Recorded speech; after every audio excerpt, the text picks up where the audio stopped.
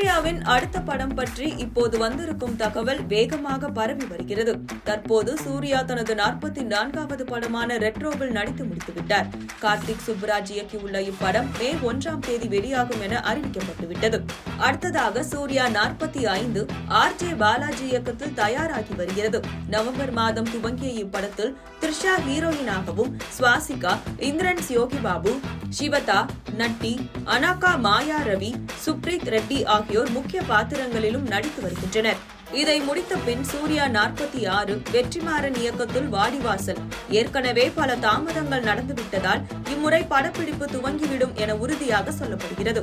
அதற்கு ஏற்றது போல ஜனவரி 15 மாட்டுப்பொங்கல் அன்று நடிகர் சூர்யா மற்றும் இயக்குனர் வெற்றிமாறன் ஆகியோர் எடுத்துக்கொண்ட புகைப்படத்தை தன் எக்ஸ் தளத்தில் அகிலம் ஆதாரிக்க வாடிவாசல் திறக்கிறது என்ற வாசகத்துடன் பதிவிட்டிருந்தார் தானு. இதற்கு அடுத்தபடியாக சூர்யா யார் படத்தில் நடிக்கப் போகிறார் என்பதுதான் இப்போதைய பேச்சாக இருக்கிறது. சமீபத்தில் பேசில் ஜோசப் தான் நடித்த மலையாள படமான பொன்மான் பட ப்ரமோஷனில் அடுத்த பேசில் இயக்கம் படம் பற்றி கேட்கப்பட அதன் அறிவிப்பும் மற்ற பணிகளும் இந்த வருடம் இருக்கும், ஷூட்டிங் இப்போது இல்லை என கூறினார். ஆனால் இது சூர்யா படமா என்று எதுவும் கூறவில்லை. ஆனாலும் சமூக வலைதளங்களில் பேசில் ஜோசப் சூர்யா படம் வருகிறது எனவும் அது சூப்பர் ஹீரோ படம் என்றும் கூறப்படுகிறது. மேலும் இப்படத்தை மம்மூட்டி தயாரிக்க போகிறார் என்ற தகவலும் உலவுகிறது.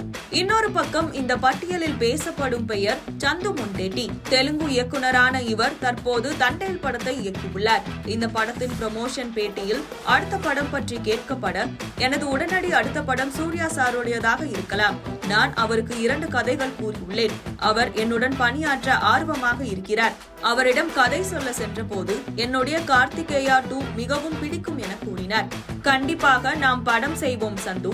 2 கதைகளில் ஏதாவது ஒன்றை லெவல் அப் செய்து கொண்டு வாருங்கள். நம்முடைய கூட்டணிக்கு நான் ஆவலுடன் காத்திருக்கிறேன் என சூர்யா தெரிவித்ததாக சந்து கூறினார்.